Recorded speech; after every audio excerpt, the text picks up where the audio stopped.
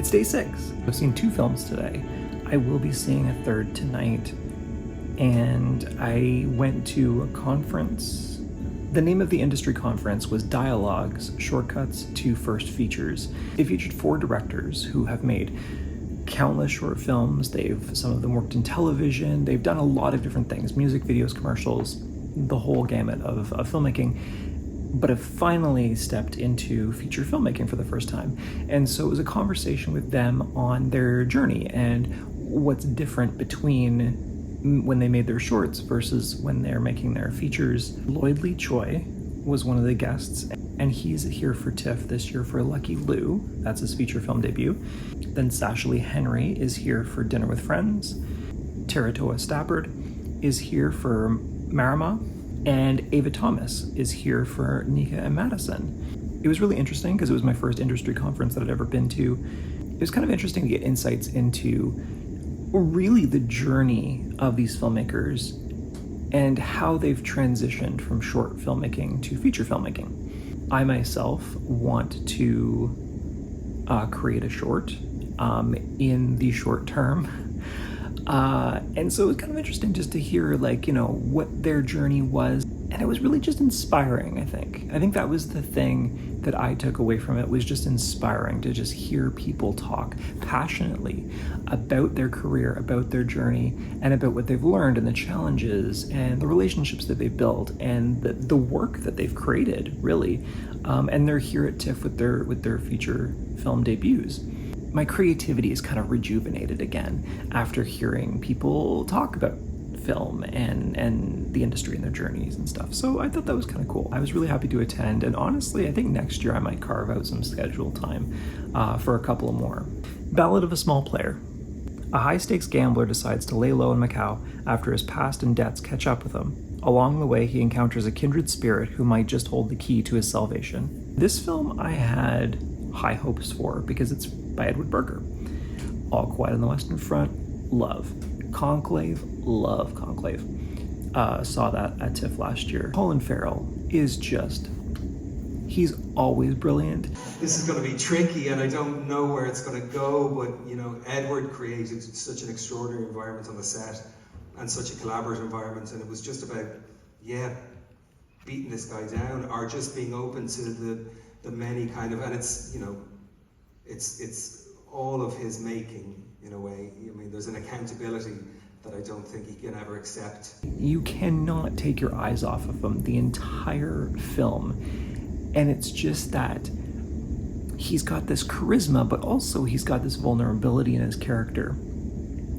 And he takes you on the journey. This film is 100% the Colin Farrell show. Volker Bertelmann does the score again.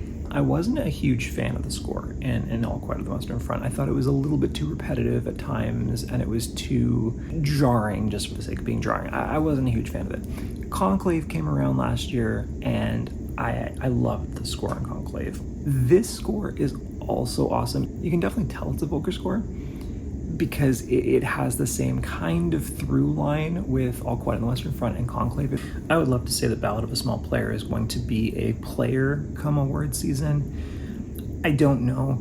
Dust Bunny. An 8-year-old girl asks her scheming neighbor for help in killing the monster under her bed that she thinks ate her family. Dust Bunny disappointed me. Dust Bunny is directed by Bryan Fuller, who created Pushing Daisies and Hannibal. I love Pushing Daisies and I love Hannibal, so I was very excited for this. I thought this was going to be more like Hannibal, but it's not. It's more like Pushing Daisies. It's not necessarily a negative thing because I love Pushing Daisies. I love that show. The vibe was just completely off for me. I don't think it worked. I think this would be an incredible short film. I think if this film was 30, 40, 45 minutes long, this would be an absolute knockout short film. As a feature, I don't think this really works. I don't think it's fleshed out enough. A lot of scenes drag. The weird kooky things in Pushing Daisies that I loved are kind of here, but they don't work as well. Like, they really worked on Pushing Daisies on the television show, but here it's different. There's just a different feeling to it, a different vibe. The humor doesn't quite land. People in the audience were laughing at some points. In fact, Bryan Fuller, the director, sat 2 seats away from me during the screening, and he was very into his own film. And that's not a bad thing at all, right? I enjoyed the fact that he was enjoying his own film. As of right now, Dust Bunny is probably a little bit lower down. So my score for Dust Bunny is probably 2.5. I love Mads, and he is great in this. I love Sigourney, and she's great in this. And I liked the premise, but there's just so much lacking in the execution for me personally. I know some other people in the audience loved it, so not to take away from that. But yeah, I would say 2.5 right now for Dust Bunny. Karmadonna. A pregnant woman receives ultimatums from a supernatural entity to commit murders or face the death of her unborn child. So just got back from seeing Karmadonna. I wish I had just stayed at the hotel. It was hyped up as a gory film. It was not particularly gory.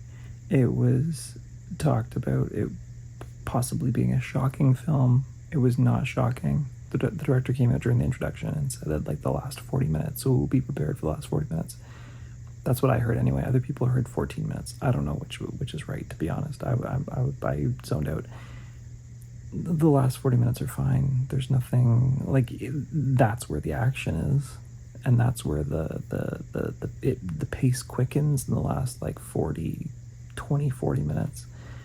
Other than that, it's I don't know. That was the idea, that everything works the same way, no matter where. Gods are content creators, aren't they not?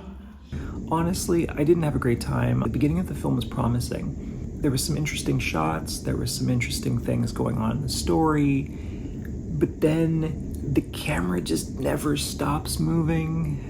And I think that's a problem. In the Q&A, the director said that he wanted the camera to constantly be moving because, you know, most films nowadays just put it on a tripod.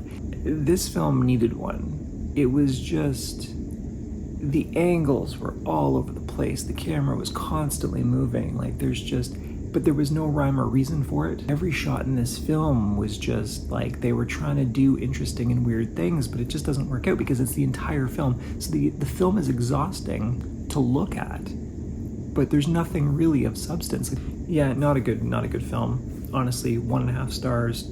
It was a waste of a Midnight Madness for me. I should have just went back to the hotel and slept. It would have been a way better use of my time. And I'm really hoping that Midnight Madness is better from here on out. Anyway, that's day 6. See you tomorrow for day 7.